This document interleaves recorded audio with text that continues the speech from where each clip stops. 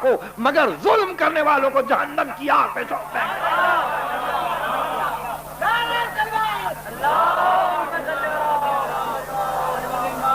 گے۔ یعنی جو مسلسل آیت ہے مگر یؤمنون ببعض ویکفرون ببعض کی پہلی مثال اور کامل مثال آپ عیسائی مبلغین کے پاس دیکھیں گے، اور وہ یہ ہے کہ آیت کے ایک ٹکڑے کو لیا اور کہا ان منکم الا واردھا وکان علی ربک حتما مقضیا، تم میں سے ہر شخص کو آنا پڑے گا جہنم پر، وارد ہوگا اس پر، اور یہ حتم الہی ہے جو طے ہو چکا ہے، یعنی قضاء الہی ہے مقضیہ۔ ثم ننجی الذین اتقوا، پھر ہم نجات دیں گے صاحبان تقویٰ کو۔ تو ہمارے پاس شفاعت کے معنی یہ ہے کہ شفاعت تقویٰ کے لیے ہے، نجات تقویٰ کے لیے ہے۔ پھر تقویٰ ہے تو نجات کے کیا معنی ہے، شفاعت ہے تو نجات کے کیا معنی ہے؟ اس کے معنی یہ ہے کہ نوع انسانی میں مدارج ہیں،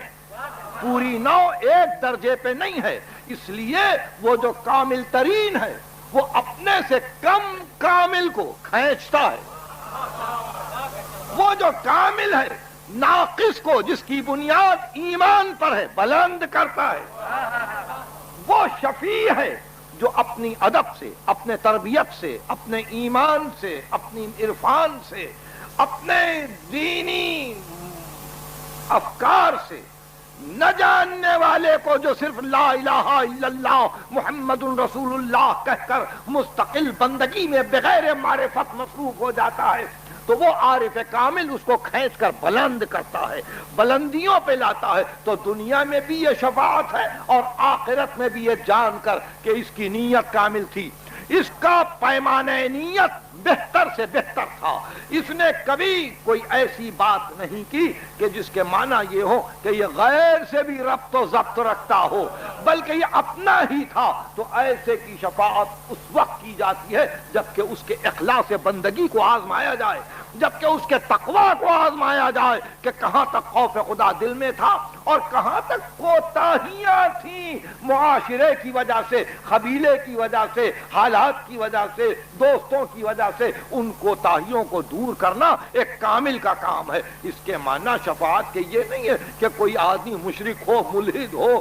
کوئی آدمی ایمان سے دور ہو، کسی کو اللہ کا خوف نہ ہو، کوئی اللہ کا نام نہ لے، کوئی اس کے حکم کی تعمیل نہ کرے، کوئی اس کی بندگی نہ کرے اور ختمی مرتبہ آواز دے کہ آؤ میں آ گیا ہوں تم سب کو نجات دینے کے لیے۔ اسلام نے ایسی شفاعت کو رد کر دیا۔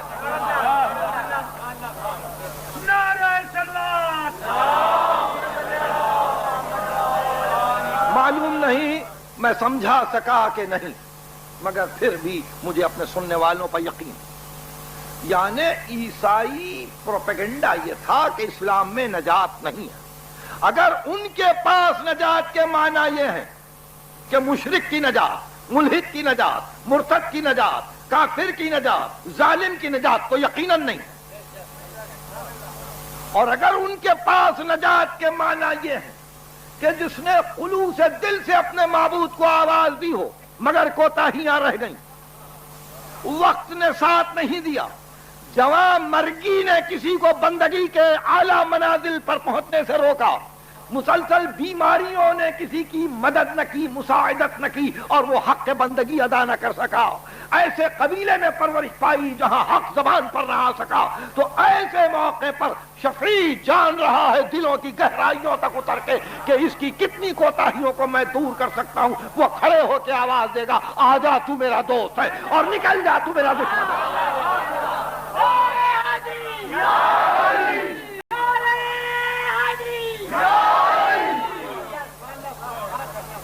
اس مسئلے پہ بہت غور کیجئے، بہت غور کیجئے، اور عموماً ہمارا نوجوان طبقہ جو بائبل کو پڑھتا ہے وہ اسی میں دھوکہ کھاتا ہے کہ اس سے پہلا ہی جملہ یہ کہا جاتا ہے کہ اسلام میں نجات نہیں ہے۔ اسلام میں نجات کے اتنے پہلو ہیں، اتنے پہلو ہیں کہ کبھی کبھی تو انسان حیران ہو جاتا ہے، حیران ہو جاتا ہے۔ کمال اخلاص سے، کمال اخلاص سے، یہ صحیح بخاری شریف کی حدیث ہے، صحیح مسلم کی حدیث ہے، کمال اخلاص سے من قال لا الہ الا اللہ وجبت لہ الجنہ، یہاں تک، یہاں تک۔ مگر لا الہ الا اللہ بشرطها وشروطها۔ لا الہ الا اللہ کے شرائط ہیں۔ پیغمبر جب یہ کہہ دے کہ لا الہ الا اللہ جو کہے جنت واجب ہے، تو اس کے لیے شرائط بھی تو ہوں گے نا۔ کیسے کہے، کس دل سے کہے، کس حال میں کہے، کس ماحول میں کہے، کتنی معرفت کے ساتھ کہے، کس کس کو ہٹا کر کہے۔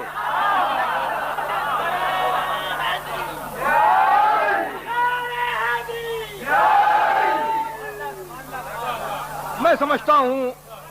کہ اگر شرائط پہ نظر ہو تو آپ دیکھیں گے کہ مسئلہ شفاعت آسان سے آسان تر ہو جاتا ہے، آسان سے آسان تر ہو جاتا ہے۔ بہر صورت یہ وہ منزل ہے کہ جہاں ایک بات تکرار سے کہنے کو جی چاہتا ہے، جو کل کی تقریر میں تفصیلاً میں کہہ چکا ہوں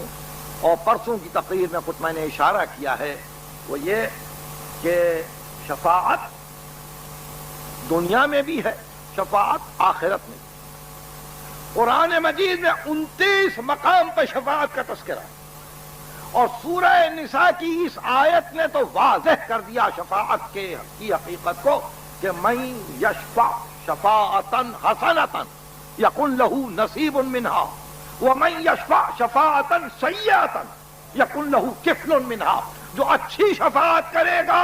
وہ اس اچھی شفاعت میں خود بھی شریک ہوگا، کرے گا وہ بری شفاعت کا اپنے آپ کو بھی ذمہ دار بنائے گا۔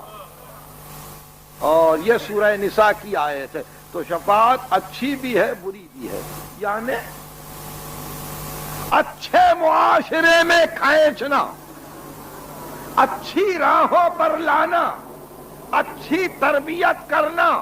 اچھا ادب سکھانا، اچھا ذوق عطا کرنا، اچھی باتیں بتلانا، معرفت کی راہوں میں بلندیوں تک لے جانا، یہ شفاعت حسنہ ہے۔ بری صحبتوں میں برے اثرات کے ساتھ آگے بڑھنا، برے راستے پر کسی کو لگا دینا، بری باتوں کا کسی کو عادی بنا دینا، کسی کو گناہوں کی طرف رغبت دلا دینا، یہ شفاعت سیئہ ہے، یعنی بری راہ پر کھینچنا۔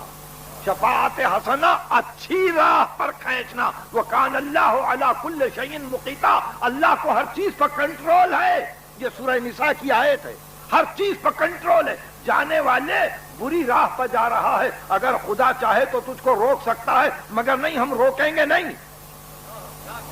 ہم روکیں گے نہیں، اس لیے کہ کان دیے، آنکھیں دی، حواس دیے، عقل کی دولت دی، شعور سے مالا